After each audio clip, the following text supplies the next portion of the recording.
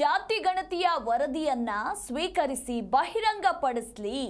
ಇನ್ನು ಜಾತಿ ಗಣತಿ ವರದಿಯಲ್ಲಿ ಯಾವುದೇ ದೋಷ ಇಲ್ಲ ಅಂತ ಜಯಪ್ರಕಾಶ್ ಹೆಗಡೆ ಹೇಳಿಕೆಯನ್ನ ಕೊಟ್ಟಿದ್ದಾರೆ. ಜಾತಿ ಗಣತಿ ವರದಿಯನ್ನ ಓದಿದ್ರೆ ಎಲ್ಲರೂ ಕೂಡ ಒಪ್ಪುತ್ತಾರೆ ಅಂತ ಜೀ ಕನ್ನಡ ನ್ಯೂಸ್ ಜೊತೆ ಜಯಪ್ರಕಾಶ್ ಹೆಗಡೆ ತಮ್ಮ ಮಾತನ್ನ ಹಂಚಿಕೊಂಡಿದ್ದಾರೆ. ಮಧ್ಯಂತರ ವರದಿಯನ್ನ ಬಿಜೆಪಿ ಅವರು ಯಾಕೆ ಒಪ್ಪಿದ್ರು ಅಂತ ಇದೇ ಸಂದರ್ಭದಲ್ಲಿ ಪ್ರಶ್ನೆಯನ್ನ ಕೂಡ ಮಾಡಿದ್ದಾರೆ. ಇನ್ನು ವರದಿ ಸರಿ ಇಲ್ಲದಿದ್ರೆ ಬಿಜೆಪಿ ಅದನ್ನ ತಿರಸ್ಕರಿಸಬಹುದಿತ್ತಲ್ವಾ ಅಂತ ಕೂಡ ಇಲ್ಲಿ ಪ್ರಶ್ನೆಯನ್ನ ಮಾಡಿದ್ದಾರೆ. ಹಾಗೆ ಮನೆ ಮನೆಗೂ ಹೋಗಿ ಜಾತಿ ಮಾಹಿತಿಯನ್ನ ಸಂಗ್ರಹ ಮಾಡಲಾಗಿದೆ. ನಿಮ್ಮ ಮನೆಗೆ ಬಂದಿಲ್ಲ ಅಂದ್ರೆ ಸೇರಿಸಲು ಮನವಿ ಮಾಡಿ ಅಂತ ಇದೇ ಸಂದರ್ಭದಲ್ಲಿ ಜೀ ಕನ್ನಡ ನ್ಯೂಸ್ ಜೊತೆ ಜಯಪ್ರಕಾಶ್ ಹೆಗಡೆ ಮಾತನಾಡಿದ್ದಾರೆ. ಸದ್ಯಕ್ಕೆ ಇಲ್ಲಿ ಅಂದರೆ ರಾಜ್ಯ ರಾಜಕೀಯದಲ್ಲಿ ಜಾತಿ ಜನಗಣತಿ ವರದಿ ವಿಚಾರ ಹೆಚ್ಚಾಗಿ ಸದ್ದು ಮಾಡ್ತಾ ಇದ್ದು, ಇವತ್ತು ವಿಶೇಷ ಸಚಿವ ಸಂಪುಟದ ಮೇಲೆ ಎಲ್ಲರ ಚಿತ್ತ ಇರುವಂಥದ್ದು. ಇನ್ನು ಇದೇ ವಿಚಾರಕ್ಕೆ ಸಂಬಂಧಪಟ್ಟಂತೆ ಜಾತಿ ಗಣತಿ ವರದಿಯನ್ನ ಓದಿದ್ರೆ ಎಲ್ಲರೂ ಕೂಡ ಖಂಡಿತ ಒಪ್ಪುತ್ತಾರೆ ಅಂತ ಜೀ ಕನ್ನಡ ನ್ಯೂಸ್ ಜೊತೆ ಜಯಪ್ರಕಾಶ್ ಹೆಗಡೆ ಮಾತನಾಡಿದ್ದಾರೆ.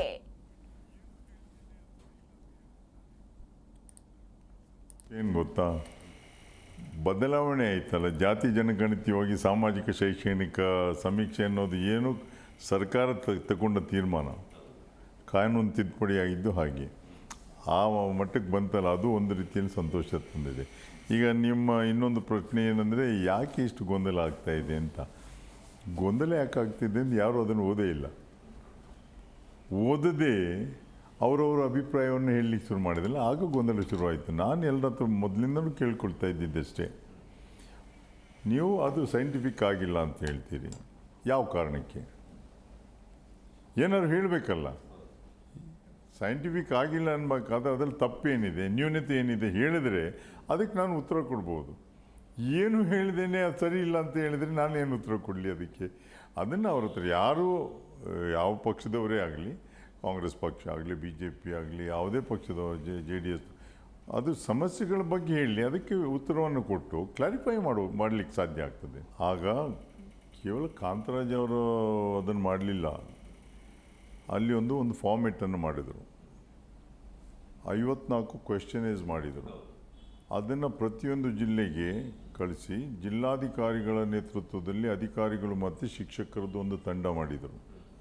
ಅವರಿಗೆ ಈ ಫಾರ್ಮೆಟನ್ನು ಕೊಟ್ಟು ತರಬೇತಿಯನ್ನು ಕೊಟ್ಟರು, ಯಾವ ರೀತಿ ಮಾಡಬೇಕು ಅನ್ನೋದು. ಅವರೆಲ್ಲ ಆಫೀಸರ್ಸು, ಶಿಕ್ಷಕರು ಮನೆ ಮನೆಗೆ ಹೋಗಿ ಆ ಫಾರ್ಮೆಟ್ನಲ್ಲಿ ಏನು ಕ್ವೆಶ್ಚನೇಜ್ ಇದೆ, ಒಂದು 54 ಕ್ವೆಶ್ಚನೇಜ್ ಇತ್ತು, ಅದರಲ್ಲಿ ಪ್ರಶ್ನೆಗಳನ್ನು ಕೇಳಿದರು.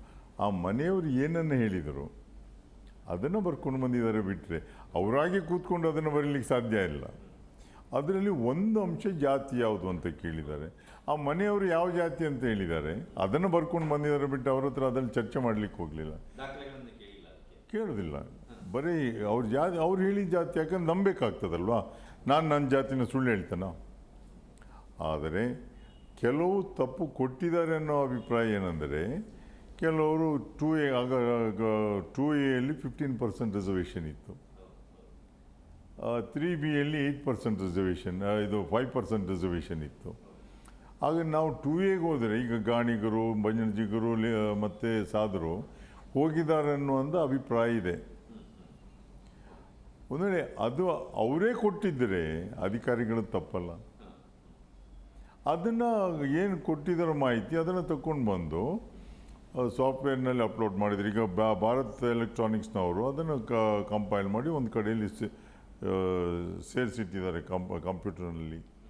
ಅದಕ್ಕೆ ಅವ್ರದ್ದೇ ಆ ಪಾಸ್ವರ್ಡ್ ಅವ್ರ ಹತ್ರನೇ ಇದೆ. ಅದನ್ನೆಲ್ಲ CD ಇದೆ, ಅದರದ್ದು ಪ್ರಿಂಟೌಟ್ ಇದೆ, ದೊಡ್ಡ ದೊಡ್ಡ ಬುಕ್ಸೇ ಪ್ರಿಂಟ್ ಮಾಡಿದ್ದಾರೆ. ಆದ್ದರಿಂದ ಅದನ್ನು ಬದಲಾವಣೆ ಮಾಡಲಿಕ್ಕೂ ಸಾಧ್ಯ ಇಲ್ಲ. ಒಂದು ಕಡೆ ಇಲ್ಲಲ್ಲ, 2-3 ಕಡೆಯಲ್ಲಿದೆ. ಅದು ಬದಲಾವಣೆ ಮಾಡಲಿಕ್ಕೂ ಸಾಧ್ಯ ಆಗೋದಿಲ್ಲ. ಆದ್ದರಿಂದ ಮನೆ ಮನೆಗೆ ಹೋಗದೆ ಅವರಿಗೆ ಇಷ್ಟು ಸಂಖ್ಯೆಯಲ್ಲಿ ಸಮೀಕ್ಷೆಯನ್ನು ಮಾಡಲಿಕ್ಕೆ ಸಾಧ್ಯ ಆಗೋದಿಲ್ಲ. ಕೆಲವೊಮ್ಮೆ ಏನಾಗ್ತದೆ ಅಂದರೆ, ನಾನು ಅದನ್ನು ಕೆಲವು ನ್ಯೂನತೆ ಇರ್ಬೋದಿಲ್ಲ ಅಂತ ಹೇಳೋದಿಲ್ಲ. ಒಂದು ಮನೆಗೆ ಹೋದಾಗ ಅವ್ರು ಯಾರೂ ಇರೋದಿಲ್ಲ, ಆಗ ಅವರು 2 ಸಲ ಹೋದಾಗ ಇಲ್ಲದಿದ್ದರೆ ಬಿಟ್ಬಿಡ್ತಾರೆ. ನಗರ ಪ್ರದೇಶದಲ್ಲಿ ಈಗ ಬೆಂಗಳೂರಿನಲ್ಲಿ ದೊಡ್ಡ ದೊಡ್ಡ ಅಪಾರ್ಟ್ಮೆಂಟ್ಗೆ ಹೋಗ್ತಾರೆ, ಒಳಗೆ ಬಿಟ್ಕೊಳ್ಳೋದಿದ್ದರೆ ಅವ್ರೇನು ಮಾಡ್ತಾರೆ? ಕೆಲವು ನ್ಯೂನತೆಗಳಿದೆ. ಇದಕ್ಕೆ ಮರು ಸರ್ವೆ ಉತ್ತರ ಅಲ್ಲ. ನಾನು ಹೇಳ್ತೇನೆ ಇದನ್ನು ಪುನಃ ಅಪ್ಡೇಟ್ ಮಾಡಲಿಕ್ಕೆ ಅವಕಾಶ ಇದೆ. ಇಟ್ಸ್ ಎ ಪರ್ಮನೆಂಟ್ ಕಮಿಷನ್, ತಾತ್ಕಾಲಿಕ ಇದಲ್ಲ, ಶಾಶ್ವತ ಆಯೋಗ ಇದು. ಆದ್ದರಿಂದ ಎಲ್ಲಿ ತಪ್ಪಿದೆ ಅಂತ ಹೇಳಿದರೆ ಅಲ್ಲಿ ಸರಿಪಡಿಸ್ಕೊಳ್ಳಿ, ಅವರೇ ಹೇಳಿ ಇಂಥಲ್ಲಿ ಬಂದಿಲ್ಲ, ಅಲ್ಲಿ ಹೋಗಿ ಸರ್ವೆ ಮಾಡಿ ಅದನ್ನು ಅಪ್ಡೇಟ್ ಮಾಡಲಿಕ್ಕೆ ಅವಕಾಶ ಇದೆ ಅಲ್ವಾ. ಅದನ್ನು ಬಿಟ್ಟು ಪುನಃ ಇನ್ನೊಂದು 10 ವರ್ಷ ಇನ್ನೊಂದು ಪ್ರೋಸೆಸ್ ಸ್ಟಾರ್ಟ್ ಮಾಡೋದಂತ ಹೇಳಿದರೆ ಇಟ್ಸ್ ಎ ಲೆಂತಿ ಪ್ರೋಸೆಸ್, ಅದು ಆಗೋದೇ ಇಲ್ಲ. ನನಗೆ ಒಂದು ಸಂತೋಷ ಏನು ಗೊತ್ತಾ, ಬದಲಾವಣೆ ಆಯ್ತಲ್ಲ, ಜಾತಿ ಜನಗಣತಿಯಾಗಿ ಸಾಮಾಜಿಕ ಶೈಕ್ಷಣಿಕ ಸಮೀಕ್ಷೆ ಅನ್ನೋದು ಏನು ಸರ್ಕಾರ ತಗೊಂಡ ತೀರ್ಮಾನ, ಕಾನೂನು ತಿದ್ದುಪಡಿ ಆಗಿದ್ದು ಹಾಗೆ ಆ ಮಟ್ಟಕ್ಕೆ ಬಂತಲ್ಲ, ಅದು ಒಂದು ರೀತಿಯಲ್ಲಿ ಸಂತೋಷ ತಂದಿದೆ. ಈಗ ನಿಮ್ಮ ಇನ್ನೊಂದು ಪ್ರಶ್ನೆ ಏನಂದರೆ ಯಾಕೆ ಇಷ್ಟು ಗೊಂದಲ ಆಗ್ತಾಯಿದೆ ಅಂತ. ಗೊಂದಲ ಯಾಕೆ ಆಗ್ತಿದೆ ಅಂತ ಯಾರೂ ಅದನ್ನು ಓದೇ ಇಲ್ಲ. ಓದದೇ ಅವರವರ ಅಭಿಪ್ರಾಯವನ್ನು ಹೇಳಲಿಕ್ಕೆ ಶುರು ಮಾಡಿದಿಲ್ಲ, ಆಗ ಗೊಂದಲ ಶುರುವಾಯಿತು. ನಾನು ಎಲ್ಲರ ಹತ್ರ ಮೊದಲಿಂದಲೂ ಕೇಳ್ಕೊಳ್ತಾ ಇದ್ದಿದ್ದಷ್ಟೇ, ನೀವು ಅದು ಸೈಂಟಿಫಿಕ್ ಆಗಿಲ್ಲ ಅಂತ ಹೇಳ್ತೀರಿ, ಯಾವ ಕಾರಣಕ್ಕೆ? ಏನಾದ್ರು ಹೇಳಬೇಕಲ್ಲ. ಸೈಂಟಿಫಿಕ್ ಆಗಿಲ್ಲ ಅನ್ಬೇಕಾದ್ರೆ ಅದರಲ್ಲಿ ತಪ್ಪೇನಿದೆ, ನ್ಯೂನತೆ ಏನಿದೆ ಹೇಳಿದರೆ ಅದಕ್ಕೆ ನಾನು ಉತ್ತರ ಕೊಡ್ಬೋದು. ಏನು ಹೇಳಿದೇನೆ ಅದು ಸರಿ ಇಲ್ಲ ಅಂತ ಹೇಳಿದರೆ ನಾನು ಏನು ಉತ್ತರ ಕೊಡಲಿ ಅದಕ್ಕೆ?